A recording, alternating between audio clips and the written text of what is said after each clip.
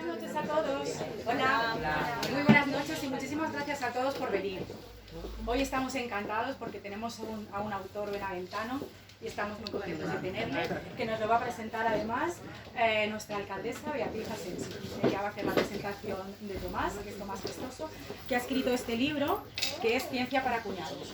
Os dejo con ellos y muchísimas gracias. Vamos a la presentación.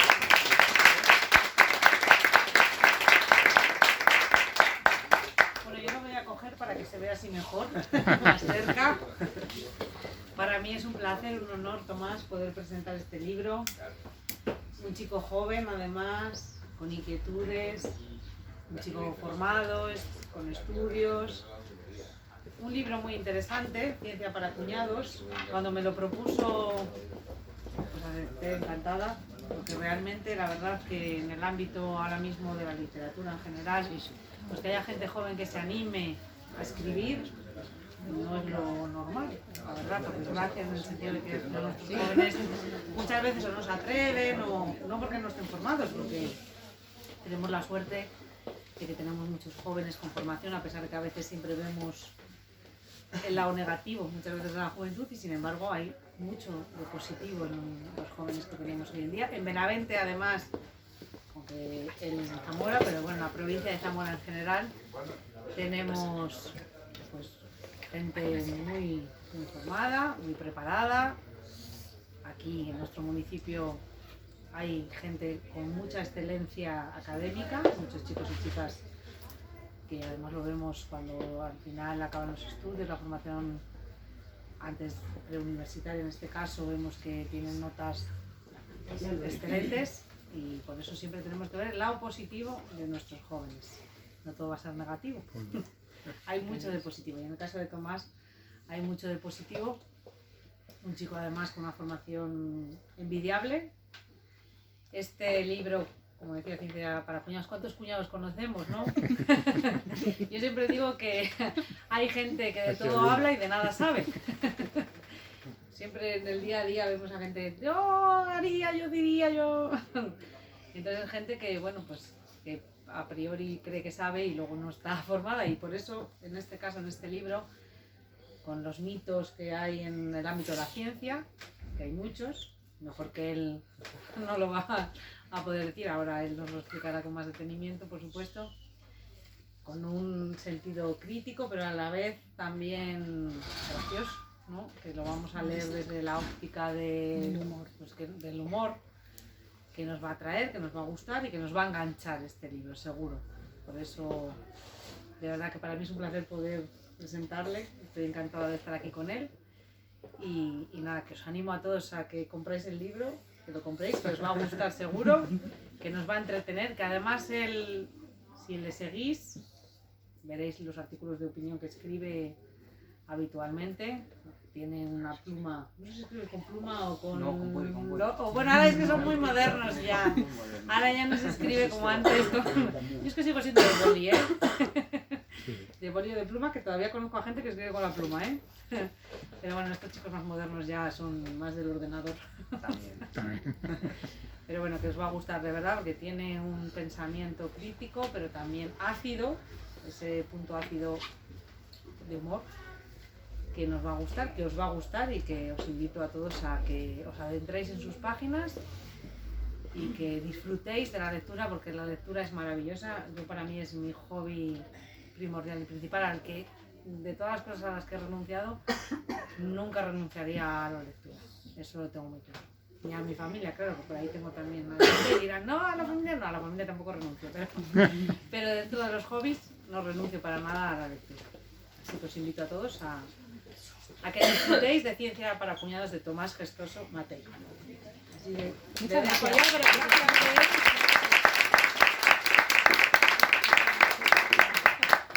Bueno, buenas tardes. Yo quiero deciros que me hace especial ilusión estar hoy aquí en Benavente. Y es que muchas personas pueden decir, y bueno, seguro que con orgullo, que son madrileños, pero unos pocos podemos decir que solo unos pocos podemos decir que tenemos el privilegio de ser zamoranos. Y yo cuando lo digo, de verdad no solo me refiero al municipio, sino que me refiero a toda la provincia con la que me siento profundamente identificado. Yo no sé si os pasa, pero cuando estoy viendo un programa o el telediario y veo pues, el lago de Sanabria o los Arribes, yo son paisajes que los identifico como míos, ¿no? Que ahí he estado, tengo recuerdos, he estado con mi familia, con mis amigos, con mi gente, al fin y al cabo, y forman ya parte de mí, de mi huella. Y eso me pasa un poco con Benavente. Aquí, en un pueblo muy cercano, en Arcos de la Polvorosa, nació mi padre, allí vive mi abuela, mi tío, y tengo un montón de recuerdos pues, de fines de semana, de verano, de infancia. Entonces, todo ello hace que, aunque no haya nacido aquí, me sienta un poquitín benaventano. Y si eso no os da una idea del a gusto que me siento hoy, pues que lo estoy presentando Bea conmigo, la verdad es que es ya otro nivel superior.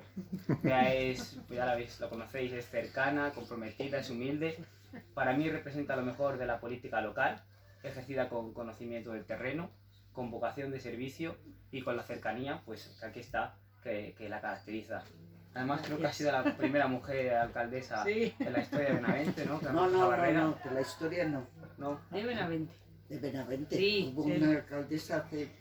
Ni habéis nacido ni uno. Pues ahora de la historia, de la historia reciente de Benavente. La historia. La historia reciente. Está Así ahí. que bueno, todo ello hace que me sienta muy a gusto y que esto no sea una parada Eso más es, eso es en la presentación, sino que sea una parada muy especial. Así que bueno, muchas gracias a todos por asistir y sobre todo a Bea, que este aplauso es para ti.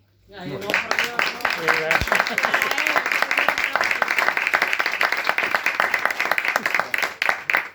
Os voy a contar cómo surgió un poquito la idea del libro.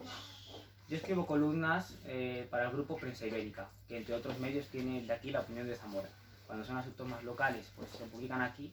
Cuando son asuntos más generales, pues bueno, algunos me he encontrado por el Heraldo de Aragón, por el Faro de Vigo, por el Diario de Sevilla, de Mallorca, bueno, pues del grupo Prensa Ibérica. Y claro, yo estaba un día en la romería de la Virgen de la Iniesta. Nosotros cogemos a la Virgen de la Concha, que es nuestra patrona. No voy a entrar si es más bonita o menos que la de Virgen. Cada uno, bueno, para mí sí. No. Y la llevamos a la Iniesta, a que vea a su prima. La cogemos, la llevamos y la traemos. Bueno, pues el año pasado, que además lo recuerdo porque es que era un año lluvioso y yo estaba aquí con el paraguas, y me metió un señor. Yo al principio me estaba quedando alucinado. Digo, ¿quién es este señor? Cuando está lloviendo se mete, pues bien, bueno, no pasa nada. Y me dice, tú eres el que escribe en el periódico, ¿no? Digo, sí, me dice, tienes que cambiar la foto, que es mucho más mayor. Me quedé, me has metido para dentro del paraguas y que ya me estaba llamando así más mayor. Digo, bueno, sí, me dice, no, pues tendrías que escribir un libro, porque yo me gusta mucho leerte, pero hay sábados que no puedo y claro, no me manejo bien con esto de internet. Yo sé que está en internet, pero me hacen registrarme y yo estas cosas no me manejo. Me gustaría que, estaría bien que escribieses un libro. Y yo pues me quedé con esa idea en la cabeza y le daba vueltas. De momento estaba ahí latente. Ya en una cena, estaba con una cena con amigos y llegó un momento, que yo no sé si os ha pasado, probablemente sí, que dije, estábamos hablando de un tema del que ninguno teníamos ni idea. Yo dije, ¿cómo hemos acabado de esto? ¿No? Estábamos sentando cátedra y está diciendo, pero si... Yo me estaba fijando, está diciendo, este no. Pues estábamos hablando todos sin tener ni idea, ¿no? Digo, ¿qué cuñados somos? ¿Qué cuñados somos?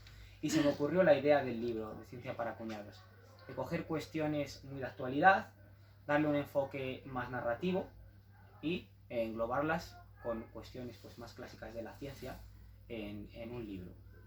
Y así surgió esta idea de hacer Ciencia para Cuñados. El libro en sí, o al menos como yo lo he querido plantear, es un libro de iniciación a la divulgación científica, es decir, de personas que no estén acostumbradas a leer ciencia, ¿no? Y la huella más que mejor refleja esto es la propia estructura del libro. Yo lo que quería hacer es un libro que no fuera una lectura lineal, que nadie hubiera obligado a leer todo de seguido y que sintiera que si se perdiese en algún momento no pudiera seguir, ¿no? Sino que fuese una lectura un poquito más libre. Y claro, yo lo estructuré en 69 cuestiones independientes organizadas en capítulos temáticos. Claro, la cuestión es que tú no tienes por qué leerlas todas de seguido, ni siquiera las de un mismo capítulo. Tú puedes coger, leerte el resumen, porque al final de cada cuestión incluye un resumen que tiene una doble función, hacer una síntesis, si lo hemos leído primero, con esas ideas clave, o por el contrario hacer una especie de spoiler controlado. Yo lo leo y si me llama la atención el tema y me genera curiosidad, ya leo el artículo. Y ahí hemos dado con una de las claves del libro, generar curiosidad. He intentado escoger cuestiones que fuesen muy llamativas, muy sugerentes, algo que nos llame la atención. Tanto de preguntas del día a día, que ahora, bueno, los descubro un poquitín y hablo de algunos capítulos y de algunas cuestiones, como más clásicas de la ciencia. Y es ahí, en el generar curiosidad, donde está, yo creo que la clave de esta iniciación a la divulgación científica. Es lo que más probablemente me ha costado a la hora de escribirlo, que es mantener la accesibilidad, pero sin el perder el rigor que caracteriza a la divulgación. Intentar mantener ese rigor, pero que sean cuestiones que sean comprensibles para cualquier persona, independientemente de su edad, su oficio o su formación previa. Entonces, también hay una serie de cuestiones que yo las llamo, para que no impresione, ¿no?, de lectura sencilla, que son muy divulgativas, y de las 69 hay solo 7 o 8 que yo llamo de lectura profunda, que ahí pues sí que a lo mejor hay que tener ciertos conceptos previos, nada del otro mundo, de algunas ramas, pues, o de biología, o de física, o de matemáticas, pues porque tienen alguna ecuación, tampoco nada del otro mundo, repito, pero tiene alguna ecuación, tiene algún concepto, pero a lo mejor es en vez de leerlo una vez, hay que leerlo 2 o 3, o pararse, sacar un papel y buscar en Google qué es esto, ya está. Pero están categorizados, son 7 o 8, de las otras 60 son de lectura muy cómoda, muy sencillita. Bueno, luego los capítulos que he escogido, hay algunos que están asociados a la figura del cuñado, porque por ejemplo, que hay más de un cuñado que el automovilismo, ¿no? Todo cuñado sabe más de coches que un mecánico de la Fórmula 1, eso es así, ¿no? Cuñado es una enciclopedia de coches y sabe todas las marcas, todos los modelos. Esto no vale nada, te lo digo yo. Este coche hay pocos, hicieron pocos, este vale mucho, ¿no? ¿Qué caballos tiene? ¿Qué cilindrada tiene? Esto es así. El cuñado es aquel que se sabe dónde están todos los radares, ¿no? Que tú te subes al coche y dices, cuidado que detrás de esta señal hay uno, cuidado que aquí no se lo ponen, cuidado que va. Que se sabe atajos por lugares en los que nunca he ido. Y no le digas tú que no, ¿vale? Eso es así. Y cuando tú llegas a un sitio, das vueltas, tienes una cena familiar, llegas a donde quieres ir, al restaurante, y enfrente está el coche de tu cuñado aparcado. Cuando le dices, pero te dices que hay que saber buscar. El automovilismo yo creo que es uno de los temas claves de los cuñados, y a él lo he englobado, ¿no? Y son preguntas muy de conversación de sobremesa. Por ejemplo, ¿echamos gasolina en la low cost o en la convencional? Porque sobre esto tenemos muchísimo debate, ¿no? Ahora están aflorando las low cost, cada vez tenemos más, nos las encontramos, y hay gente que sigue siendo un poco más reacia, y hay muchos mitos y desinformación sobre estos temas.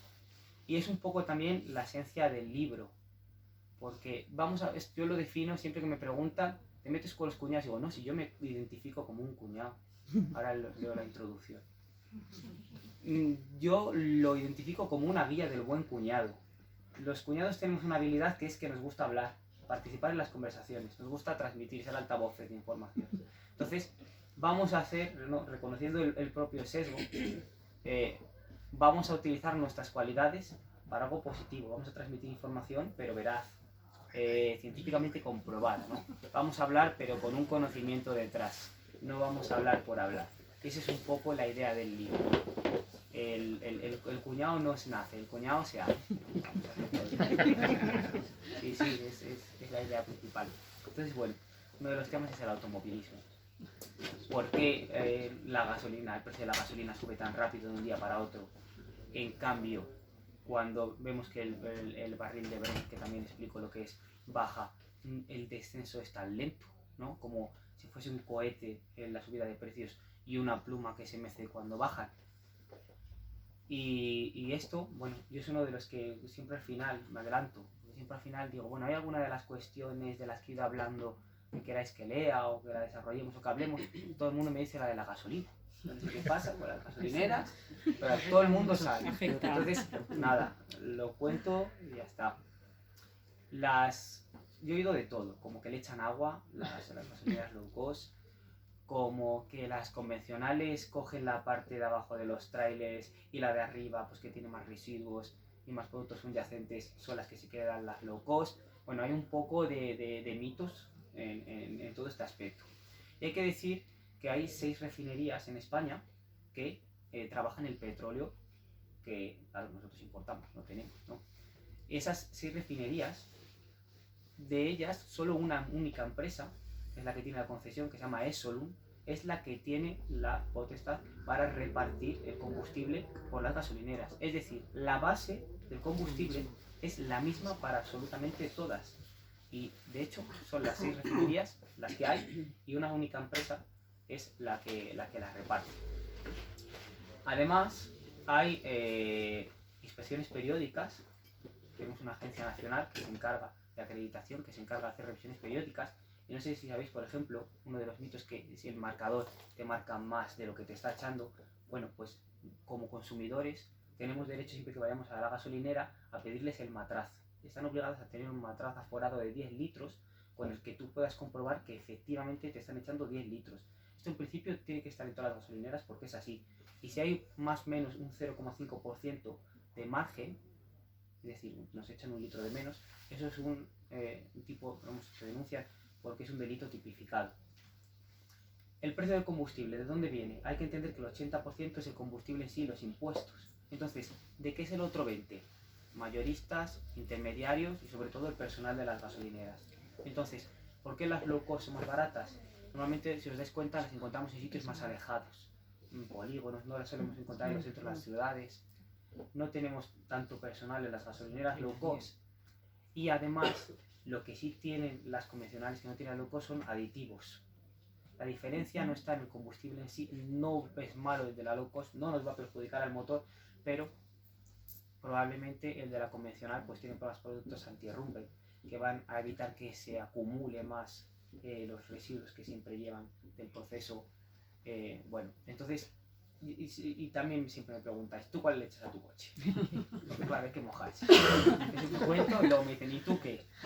Digo, pues bueno, yo creo que la que le eches depende un poquito pues del uso que le des al coche, de la marca que sea y de los años que tenga. Esto es como todo, ¿no?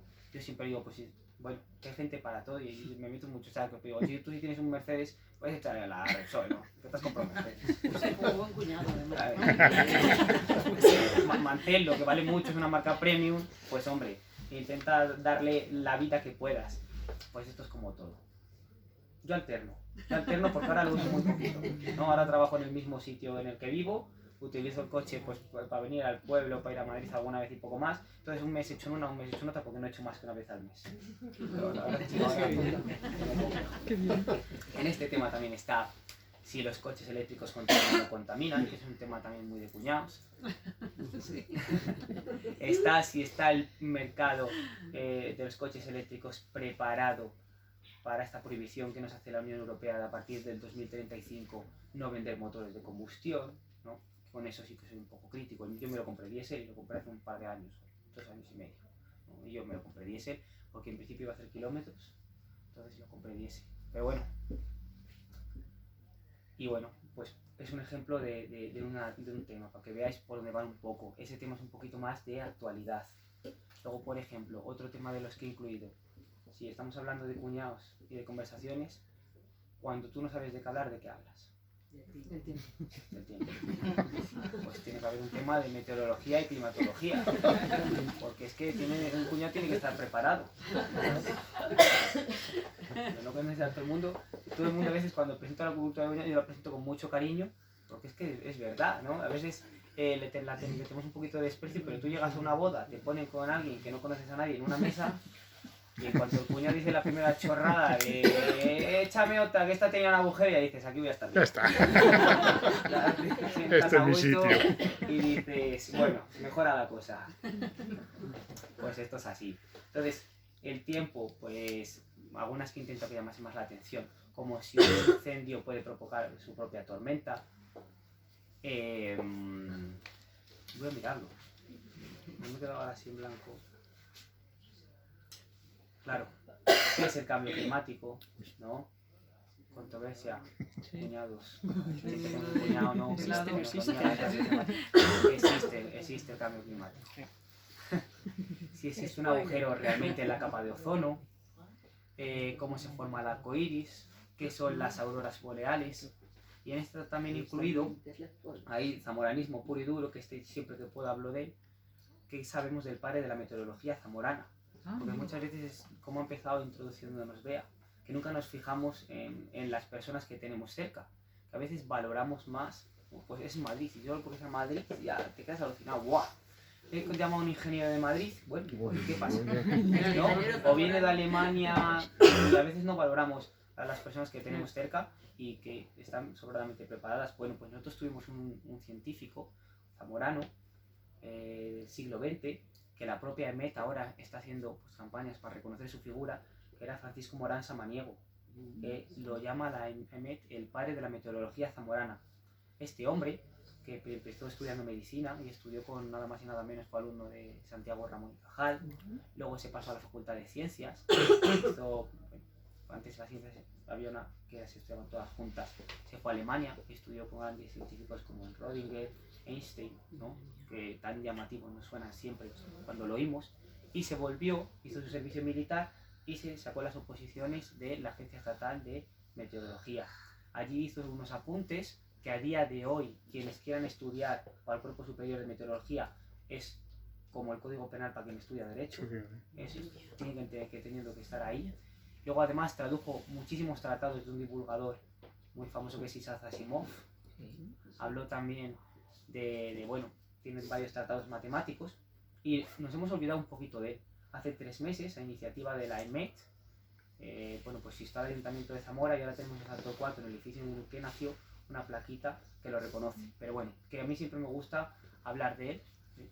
Porque es lo que os digo, que a veces no valoramos lo que tenemos cerca y nos vamos a buscarlo a otros sitios que, bueno, que lo sabrá, pero que aquí en esta tierra tenemos mucho talento. Claro. Por ejemplo, que nadie se asuste, porque luego cuando lo digo alguien ya me mira, bueno, a ver cómo todo esto. Tengo un capítulo destinado a las matemáticas, pero a las matemáticas de una manera muy narrativa, ¿vale? Yo lo que he querido es con esto yo soy profesor, entonces escucho mucho lo de ciencias o letras que a mí nunca me ha gustado nada, porque nos hacen elegir a una edad muy temprana en la que ni siquiera el cerebro está desarrollado y las personas van cambiando a lo largo de su vida, van cambiando sus preferencias, sus gustos, su forma de pensar a veces en algunos aspectos y ¿por qué no? ¿No? A veces nos hemos autoimpuesto una barrera de yo es que soy de letras, esto no lo entiendo y nunca me ha gustado. Entonces, yo lo que pretendo con el libro es que sea una invitación a acercarse a la ciencia rompiendo esa barrera de lo que nos pueda parecer abstracto complejo a través del humor. El humor para romper barreras, porque cuando algo es más divertido, se entiende mejor y es un poquito lo que he intentado. Entonces, matemáticas, por ejemplo, ¿para qué sirven las matemáticas? Esa a mí me lo preguntan cada 2x3. Soy profesor de física y, bueno, todos los días estamos con las matemáticas para ir para abajo. Si enunció Napoleón Bonaparte un teorema matemático, este es un poquito de historia, porque Napoleón, aparte de su faceta política y militar, era un gran amante de las ciencias. De hecho, en Francia, pues cuando se proclamó emperador, realizó una serie de reformas educativas dándole un peso muy importante a la ciencia. A él le gustaba mucho, sobre todo las matemáticas. Y dicen los grandes historiadores que él era tan buen artillero porque en la posición en la que colocaba los cañones y detrás de las grandes batallas y las grandes victorias de Napoleón había un gran uso de la artillería, ¿no? Bueno, pues este hombre se rodeaba de grandes matemáticos y de grandes científicos y una huella de esto es el teorema de Napoleón, que yo no os voy a decir si es suyo o no, os compráis el libro. Lo voy a decir todo. Ahí queda. Sorteo extraordinario de Navidad con Lotería del Niño, que es más fácil que me toque un gran premio, que no, que me toque eso, que no, muy descuñado, interesante, cuando la Navidad hay que hablarlo. Uno un poquito más técnico, ¿por qué es tan importante el número áureo? El número áureo es la proporción áurea. Nosotros, por ejemplo, es una relación que tenemos en las pirámides de Giza. Dalí llamó a un matemático para realizar un cuadro y lo pinto con las proporciones áureas. Lo tenemos todas las personas, es la relación entre nuestra altura hasta la cabeza dividido entre la altura que tenemos hasta el estómago, vamos, hasta el tete, ¿sí? Ahí tenemos la proporción áurea. Es un poquito explicar dónde está la naturaleza y qué es esta proporción. ¿Tiene la isla de las tentaciones fundamento científico? Depende también a cada pregunta. Al final me pregunta, porque dice, ¿qué es esto, Tomás? Pues bueno, tiene su sentido de ser, ¿eh? Tiene su Ya ves, sentido al de final ser. todo tiene sentido en la vida. ¿Cuáles son los números más especiales? ¿Es todo en la vida matematizable? Con este capítulo, lo que os quiero decir, al ver las cuestiones que tiene, es que no son cuestiones que pongan una barrera ante nosotros, ¿no? Que son cuestiones que se leen muy bien, que no dejan de ser matemáticas de una forma más narrativa, no de una forma tan técnica, y bueno, es una primera iniciación. Tengo otro de la física de la vida cotidiana, y este es un reflejo pues de mi forma, de mi faceta de profesor. Yo en los años con alumnos he descubierto que cuando más aprende es cuando le dan valor a lo que están aprendiendo. Es decir, si creen que lo que estás enseñando les va a servir para algo, ellos están mucho más dispuestos, sí, están más abiertos a recibir, y luego se nota.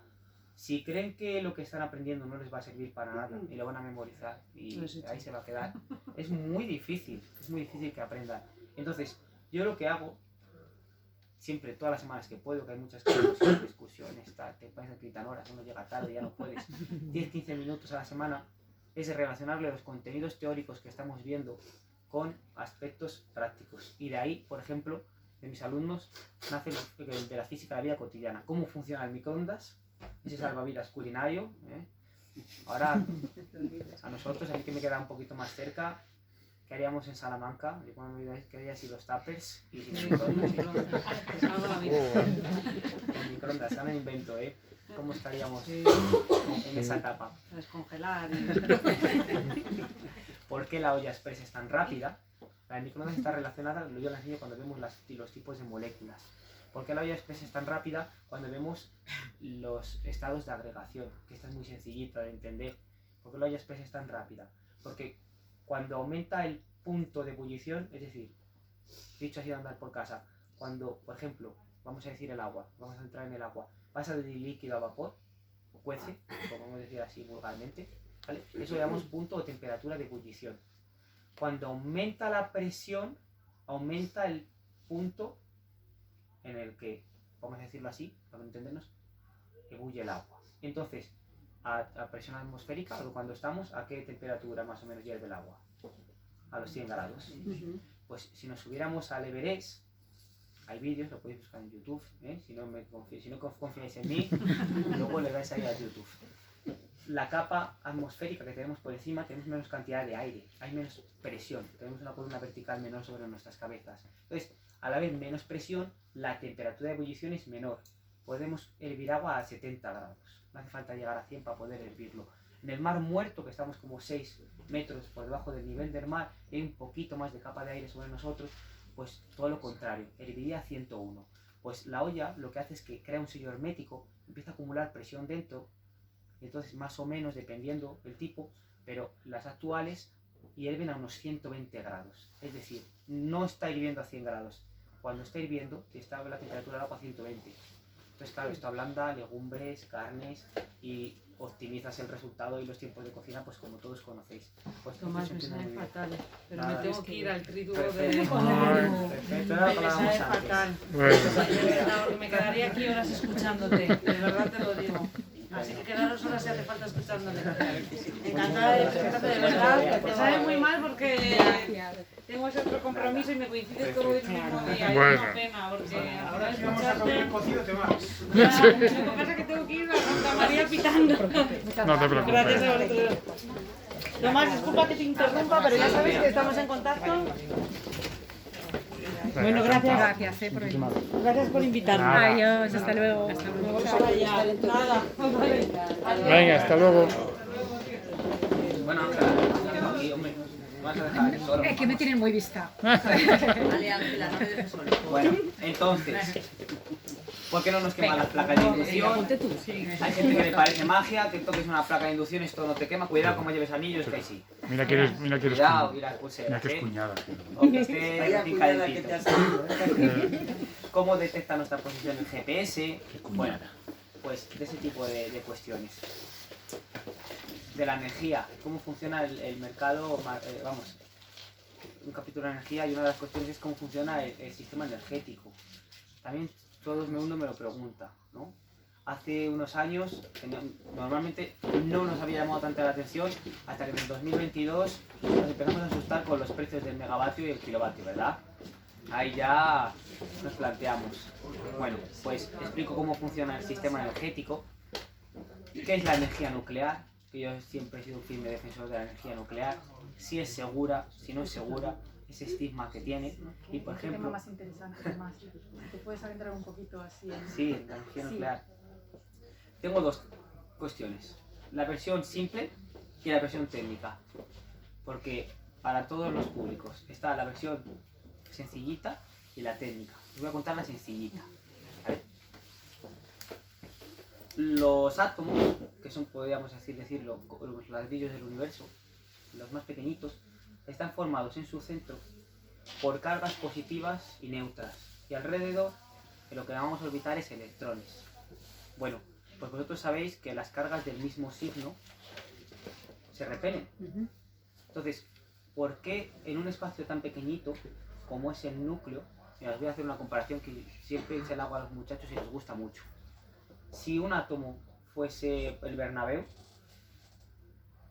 el núcleo sería una cabeza de una aguja colocada en el centro del campo.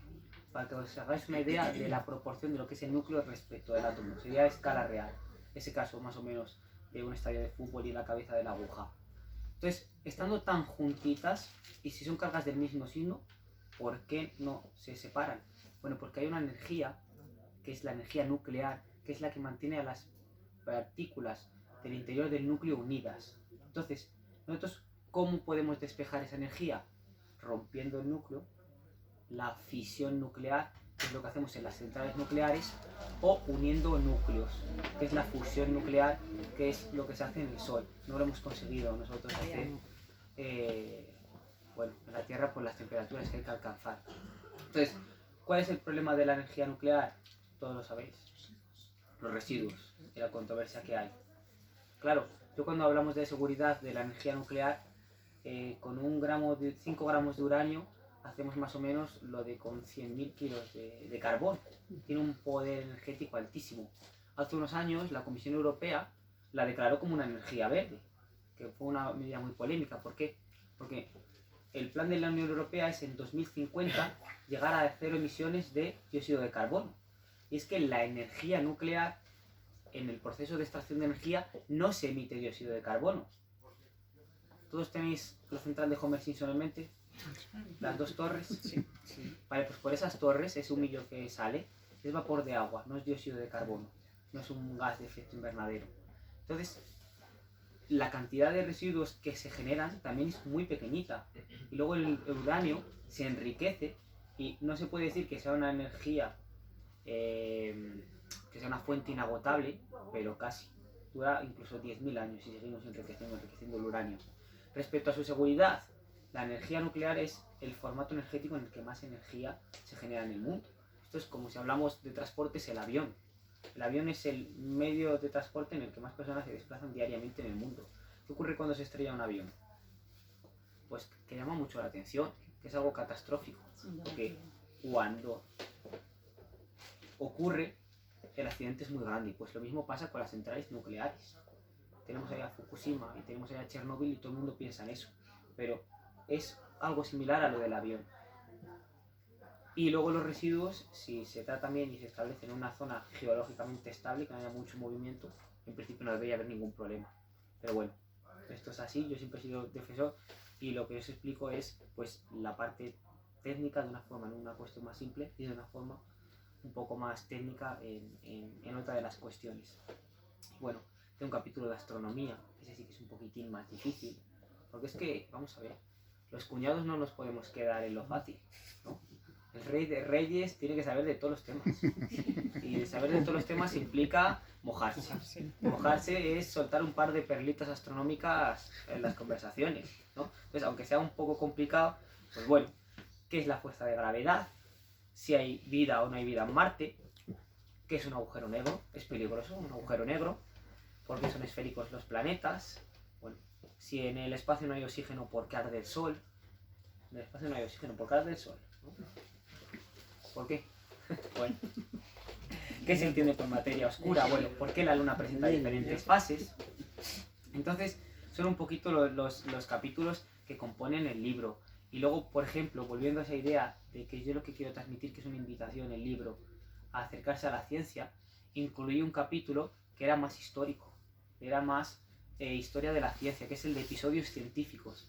Nosotros tenemos la ciencia como algo aburrido, pero cuidado, que puede dar más giros que una película de Morgan Freeman.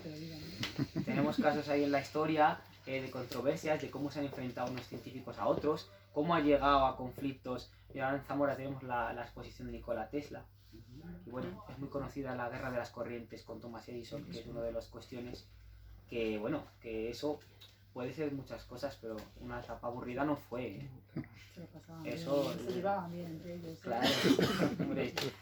Cómo nació el mundo, si las vacunas son o no seguras, porque ahora a raíz del COVID hemos tenido un sentimiento contra las vacunas que recuerda un poco a esas primeras dosis de cuando surgió el concepto en sí.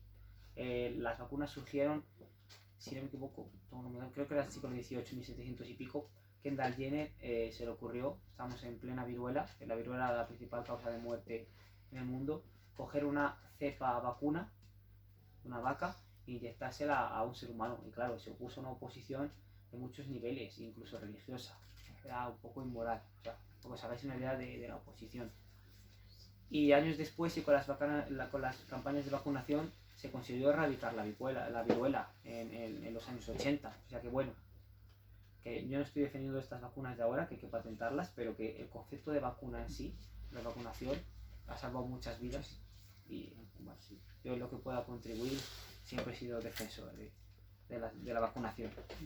Bueno, ¿quién descubrió realmente el ADN? Que tenemos a una mujer de por medio muy oscurecida.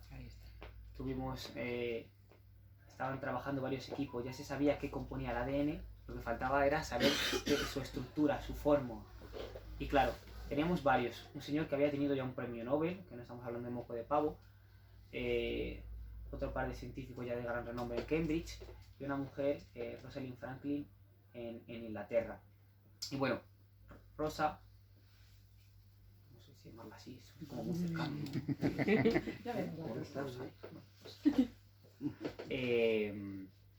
Trabajaba con rayos X y consiguió grandes imágenes. No había deducido todavía cómo era la forma, pero vamos a decirlo así, que tenía un material de muchísima calidad. El equipo que estaba trabajando en Cambridge iba un poquito más atrasado. ¿Qué pasó?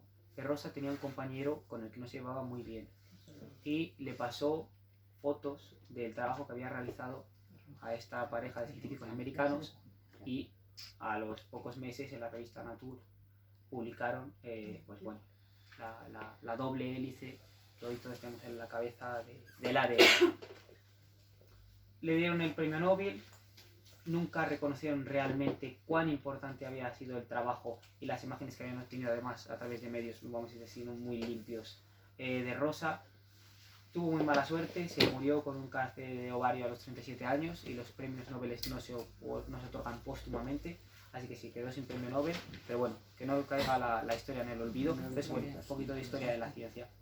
Y también incluye una cuestión de ética científica, ¿no? Porque bueno, la ética es necesaria en todos los aspectos de la vida, no se va a quedar la ciencia aparte.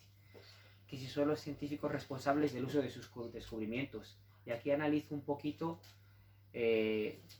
lo primero que se os va a venir a la cabeza probablemente, porque es lo más sugerente, es Oppenheimer, que además ahora hizo hace unos años Christopher Nolan la película y revitalizó un poco su figura y la dio más a conocer, de las bombas atómicas sobre Hiroshima y Nagasaki.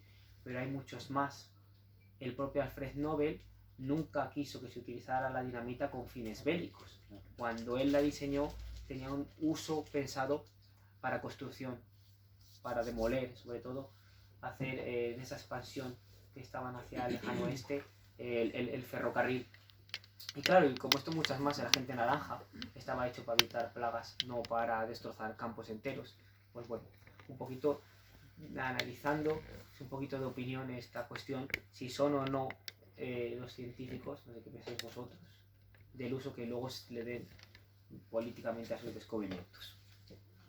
Y el último capítulo como lo que caracteriza a un cuñado es hablar de cualquier tema bajo el sol, pues son preguntas científicas. Estas preguntas científicas, todas y cada una de ellas, tengo que decir que las he sacado de mis alumnos, y de muchas edades distintas. Y a veces, oye, puedes pensar que es sencilla, pero hayan rascarse la cabeza al que inventó el crucigrama, cuidado, que hay alguna que es enrevesada. Y a mí me gusta porque refleja la curiosidad de la que hablo en el libro, las ganas de entender el mundo que me rodea. Esas preguntas que me hacen, pues, ¿cómo se forman los diamantes? ¿Y qué es un quilates? A mí me dice, ¿pero qué es un quilates? Y yo, ¿qué unidad es esa? No la hemos visto en el sistema internacional. Igual es verdad, es una unidad muy característica, ¿no? No solo para las joyerías. ¿Por qué las drogas son tan adictivas? ¿Por qué no nos engordan los edulcorantes artificiales y el azúcar sí? ¿Por qué se nos arrugan los dedos en el agua? A mí al menos se me arrugan, no sé a vosotros. ¿Por qué no se oxida el acero inoxidable? ¿Cómo se calcula la edad de las cosas? ¿Cómo podemos datar? Pues esto se fue hace 30.000 años, esto fue hace 40.000. Bueno, ¿cómo se realiza? Eso es, hasta 30.000 años, no concretos. ¿Por qué suenan los cables de alta tensión? Una que esa me llamó muchísimo la atención, que dije, bueno, mira, ¿cómo pensó? ¿Por qué no se electrocutan los pájaros en los cables de alta tensión? Ahí tuvimos controversia, porque algunos me decían que sí, o que no. No puedes ir con el coche. Digo, algunos a lo mejor que acerca mucho a la torreta. Bueno, pero yo voy con el coche y veo los pajaritos puestos en los cables, ¿no? Pues ¿por qué no se electrocutan? ¿Qué es el voltaje? ¿Qué es la intensidad? De forma muy suave. Y cómo al estar los dos en el mismo voltaje, tener las dos patitas en el mismo cable, los electrones, una corriente al fin y al cabo son los electrones. ¿O cada vez que os dije que en el exterior del núcleo había electrones? Pues es lo más exterior, es lo más fácil de arrancar, es lo que se mueve. Nunca se mueven los componentes del núcleo, se mueven los electrones. Y básicamente la electricidad es una corriente de electrones, un flujo de electrones a través de un cable. Bueno, pues es más fácil para los electrones seguir por el cobre que ir por un pájaro. Entonces, los electrones prefieren seguir por así. ¿Y por qué lloramos al cortar cebolla? Yo voy a hacer un spoiler controlado, porque al final del por qué lloramos al cortar cebolla, bueno, el por qué lloramos lo puedo contar. ¿Cómo lo remediamos? Ya os tenéis que comprar el libro. Os voy a contar por qué lloramos. Las cebollas, los ajos, son del género que llamamos Allium y tienen un montón de propiedades beneficiosas. Pero una de las cosas que tienen es que tienen componentes de azufre. Entonces, cuando nosotros las cortamos, partimos sus células y se desprende lo que se llama las salinasas, que al reaccionar con estos componentes de azufre, que era una especie de gas de azufre, lo digo así porque tiene un nombre larguísimo. Bueno, mira, os lo voy a decir. Yo lo llamo gas de azufre, por si hay algún químico por aquí. Siempre hay alguien que me saca pegas, no, es que esto... No se llama así. Tomás, es que... Que tenemos por aquí un Sin estudiante. propanotial S-óxido. Es una especie de gas de azufre. Cuando llega a nuestros ojos con la humedad ocular, lo que ocurre es que se nos crea un ácido que sería sonaratodo sulfhídrico. Y claro, el ojo detecta un agente externo, un agente invasor, y lo que hace es segregar lágrimas para intentar... bueno, pues hace unos años una científica en una revista americana de prestigio hizo un informe en el que probó varias cosas, algunas muy random, por así decirlo.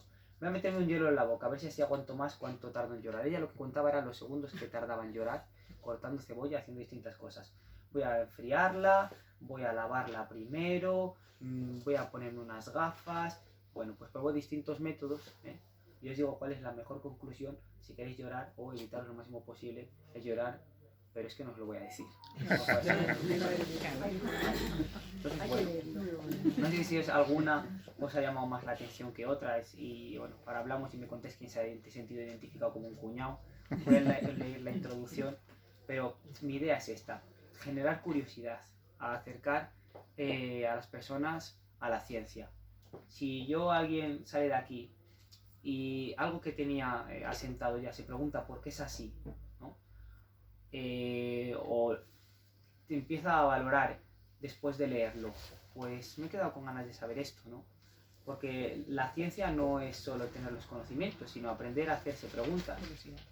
Decía Einstein que la ciencia es el sentido común refinado y estructurado, que tampoco es una cosa ajena. Y la ciencia está en todas partes. Yo lo intento transmitir.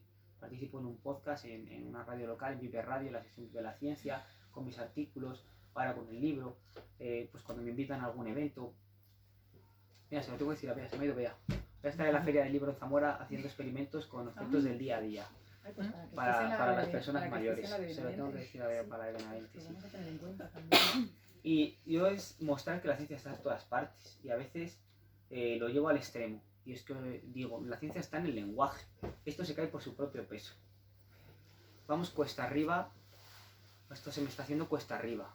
Vamos cuesta abajo y sin frenos. Tenemos química. Vamos a ir a la informática. Es que has entrado en bucle. Vamos a ir a la psicología, que este uso no me gusta porque no refleja lo que realmente es la gravedad del asunto, ¿no? Porque utilizamos, por ejemplo, mucho la palabra trauma. Joder, ¿qué trauma? Y no es ni mucho menos lo que es en psicología un trauma. Lo utilizamos con mucha ligereza, pero bueno. Que nadie me diga lo de la velocidad 100 tocino, ¿eh? Eso no tiene asunto científico ninguno. Es muy de- muy de cuñado, es muy de cuñado. Que me empieza a decir, no es que si comes más tocino tienes más energía, corres más, que digo, que no me cuentes películas. Que esa no, esa no.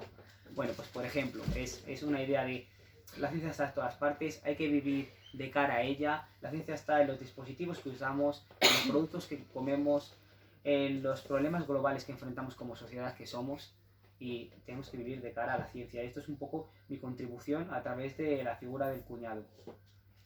Bueno, ¿Y qué opina el cuñado sobre la inteligencia artificial, por ejemplo? pues a mí, yo siempre que me dicen algo de la inteligencia artificial, no me preocupa la evolución de la inteligencia artificial, sino la disminución de la natural. Muy bien, Y el uso Porque- que vamos a dar. Sí. Yo voy a poner un ejemplo muy bien. más simple, mucho más simple. Ahora, bueno, pues desde que me cojo un coche que tiene cámaras por todos los lados, ahora cojo el de mi madre y me cuesta aparcar y os ayuda. Porque lo primero que hago es mirar así, digo, ¿no? Me toca dar la vuelta. Claro. Entonces, yo digo, es que nos están haciendo tontos. Nos están haciendo tontos. ¿Cómo Cada vez ves? pensamos menos, razonamos menos, nos cuesta más. Y esto de la inteligencia artificial, yo es que veo alumnos que a algunos te parecen los ejercicios en clase con una anotación que no hemos utilizado en la vida. O con una claridad de resolución, Que dices, Que qué dices, sospechoso, ¿no? ¿no? Que yo eso es muy simple. Me dicen, guay, pero ¿y qué hacemos? Pues yo lo hago muy... Mira, yo un muchacho que me llegó y tenía un examen que estaba de 10, que estaba claro que lo había copiado. Fue tan simple como que llegué al día siguiente y le dije, a ver, me lo vas a hacer aquí delante mío. Y ya se derrumbó y me dijo que no tenía ni idea. Pues ya está, no hace falta verte copiar para saber que esto lo has copiado. Entonces, la inteligencia natural nos abre, o sea, la inteligencia artificial nos abre muchas puertas. Por ejemplo, el otro día yo vi en la televisión un doctor, creo que estaba desde China operando en Turquía. Sí. Una, Sí, una cuestión una así. pasada. Hombre, y eso es un avance. O sea, está bien llevada. Pero claro, ahora yo me voy más a los jóvenes, pues porque es lo que vivo día a día. Pero lo que estoy viendo de los jóvenes ahora es que se creen que aprender es darte un buen texto, ¿no? Se creen que aprender es seleccionar buena información, ¿no? Hacerle buenas preguntas a ChatGPT, a Gemis o lo que utilicen y dártela. Y cuando hacen eso no haces el proceso de desarrollo intelectual, ¿no? No desarrollas tanto el pensamiento crítico que al fin y al cabo te limitas a copiar y pegar, que lo hemos hecho todos. Nosotros antes en mi época estaba el rincón del vago. Y cuando estabas muy apurado con un libro de lengua ibas al rincón del vago, o sea, todos los hemos hecho. Pero hacías un proceso de búsqueda, te leías varias cosas, ¿no? Imagino que a lo mejor más en vuestra época de alguno era la enciclopedia. No era Google, era la enciclopedia, era un trabajo más manual. Pero era un trabajo de búsqueda. Bueno, pues no me preocupa el avance de la inteligencia artificial, sí el retroceso de la natural del uso que le estamos dando a la inteligencia artificial. Entonces, bueno, para terminar os voy a leer la introducción y tenéis que ser sinceros a ver quién se ha sentido identificado. El primero soy yo. O sea que... En cada extensa familia hay una persona cuya presencia en las reuniones sociales es tan inevitable como un buen chorizo en una barbacoa. No, no es el abuelo contando sus historias de juventud por 50ª vez, ni el primo que se quedó dormido en el sofá después del asado. Estamos hablando de ese ser omnisciente, infalible y siempre dispuesto a compartir su vasta sabiduría sobre cualquier tema imaginable, el cuñado. Este término, en su acepción más amplia, se refiere a cualquier pariente o incluso amigo que posee la sorprendente habilidad de convertirse en experto en cualquier tema durante las cenas familiares. Están los expertos en economía, que nos dicen cómo deberíamos manejar nuestros ahorros y por qué el Bitcoin es el futuro. Los médicos, que te diagnostican un resfriado común como si fueran el Dr. House. Y no olvidemos a los políticos, que tienen soluciones fáciles y rápidas para problemas que ni siquiera los gobiernos más competentes pueden solventar. Además, en la actual era de la información ha surgido una nueva categoría, el científico. Este es aquel que tras ver un par de documentales y leer algunos artículos en internet, se considera un experto en temas científicos complejos como el cambio climático, la biotecnología o la física cuántica. Cambio climático, eso es un ciclo natural. A este personaje tan entrañable no hay cuestión que se le resista y tiene una opinión sobre cualquier aspecto, desde cómo arreglar la economía mundial hasta la mejor manera de hacer una tortilla de patatas, con cebolla. Aunque sus opiniones no son siempre las más acertadas, se expresan con tal seguridad que parecen estar impartiendo una clase magistral. Así nacen los cuñadismos, opiniones o afirmaciones que parecen basadas en el sentido común o conocimientos generales, pero no están respaldadas por datos o evidencia científica. Por suerte o por desgracia, la presencia de estos individuos en nuestra sociedad está en aumento. Podemos encontrarlos como tertulianos en debates televisivos o como dueños de perfiles exitosos en diversas redes sociales. ¿Te has sentido identificado? Yo desde luego que lo he hecho. Debo confesar que me encanta participar en todas las conversaciones sin importar el tema. A menudo me encuentro expresando opiniones sin tener argumentos sólidos que las respalden, algo que sin duda intento corregir. Pero reconociendo mi propio sesgo, he decidido usar mi cuñadismo para algo positivo: divulgar información veraz y científicamente sustentada sobre diversos aspectos de la actualidad. Por esta razón, la presente obra pretende orientar a los cuñados, sobre todo a los científicos, con el objeto de ser más rigurosos y bien informados. No obstante, se puede utilizar como un arma de doble filo, ya que también sirve para combatir y contrarrestar las posturas poco acertadas que te puedan surgir las conversaciones con tu propio pariente. Pero, ¿qué hay detrás de la inquebrantable seguridad en el conocimiento de los cuñados? La ciencia tiene una respuesta y se llama efecto Dunning-Kruger. Este efecto da lugar a la primera y más importante pregunta que da el pie al resto de cuestiones de esta obra. ¿Por qué los cuñados saben de todo? Qué bueno. Qué bueno.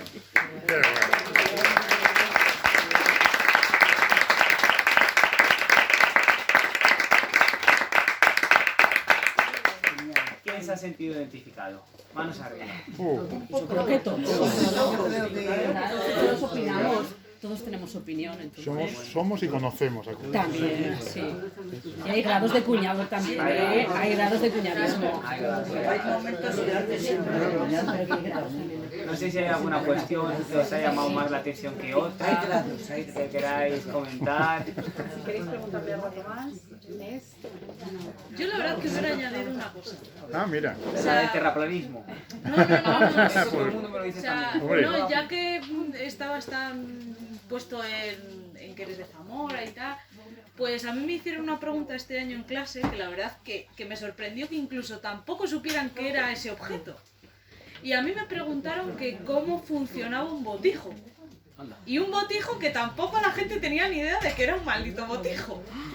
Entonces yo me quedé cuajada, digo, a ver, más o menos el fundamento, que sea más técnico o menos técnico, pero yo hubiese añadido eso, por ejemplo, la verdad. Pues mira, Pero, si siempre me apunto cosas para el volumen 2, de aquí sale otra. sí, porque la verdad, no, por lo que nos dijo nuestro profesor, vete tú a saber, porque no sé el grado de fantasma que es, pero bueno, que puede ser que lo preguntasen incluso en una entrevista de trabajo o tal, porque es un fundamento que en mi caso cualquier ingeniero lo tendría que tener. Entonces, No, pues perfecto.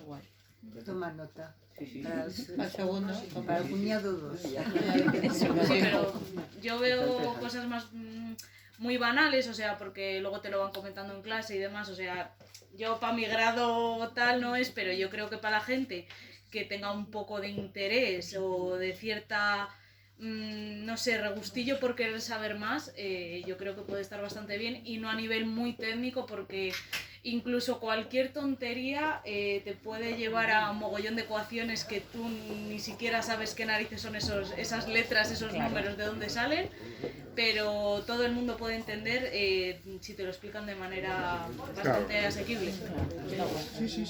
Ahí está la cualidad del buen profesor, el adaptar el contenido al mensajero, al que tiene que recibir el mensaje. El botijo, apuntado queda. Apuntado queda. El terraplanismo que en todos los sitios lo dice. Siempre te preguntan por Sí. eso. O sea, que hay gente que cree en el terraplanismo. Hay obsesión ahora con el terraplanismo. Es que cuando Pero es lo que hay oigo, mucho idiota pienso- por la tele diciendo Sí, que es pienso que terraplanista lo otra dicen- vez, pero... Pienso que lo dicen de broma, no me puedo creer que todavía sigamos No, con no, eso, no, Sí, no sí, se sí, lo sí, creen. sí, Se lo creen. Y digo, bueno, Y me lo preguntan de no, verdad, como que ellos creen en no, el como terraplanismo. que me ¿O qué falta opinas? la cuestión Que del lo tenías que- terraplanismo. que lo Que tenías que haber- es muy de Ah. cuño, que es muy del tópico de los Sí, del cuñados, cuñado que te que me dice- tenía que haber metido en eso. Bueno, bueno. No, bueno, pero nos has dado una lección ahí de cuñado interesante y sobre todo, efectivamente, no solo interesante de la broma, sino muy científica en cada, Bueno, es que Claro. Tomás es cada un historia, divulgador. es muy divulgador. Vamos, está claro que enseña y sobre todo que te hace hacerte más preguntas que ni se sabe. El siguiente trabajo. Temas vamos, cotidianos, Que- pasas de ellos, claro, o sea, que lo no has te lo recopilado y preguntas. todo muy bien. Tal cual te lo he explicado ahora, vamos, vas el siguiente libro, que también ¿Ya lo es una cosa tienes? muy- no, pero la idea, que tengo mucho trabajo realizado, es sobre temas más locales. Es Ay, qué sobre bueno. ciencia más pues, de nuestra provincia. Por ejemplo, ¿por qué Fermoselle tiene ese microclima que lo caracteriza?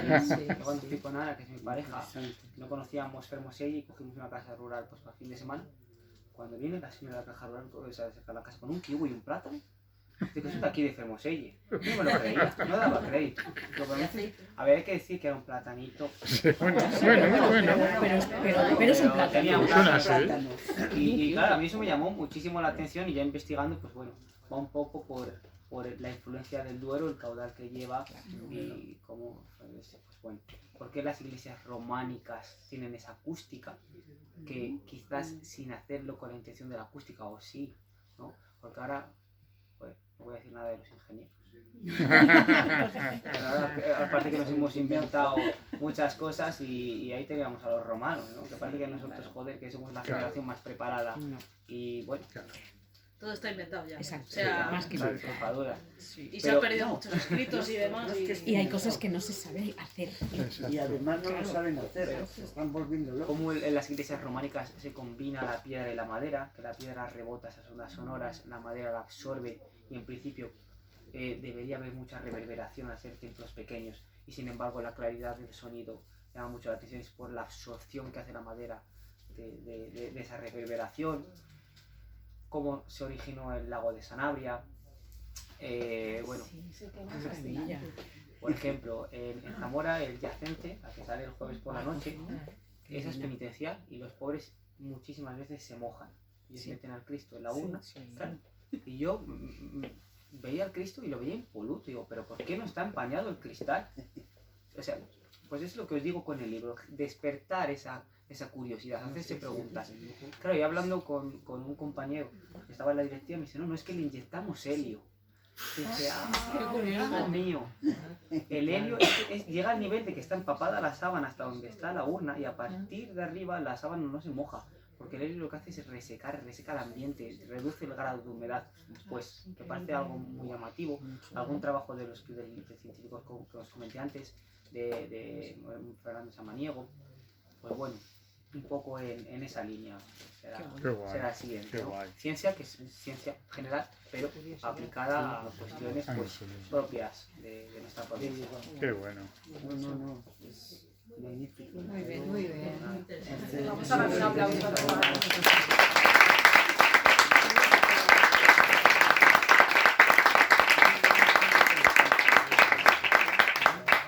Muy bueno. Tenéis a vuestra disposición a Tomás si queréis que os firme algún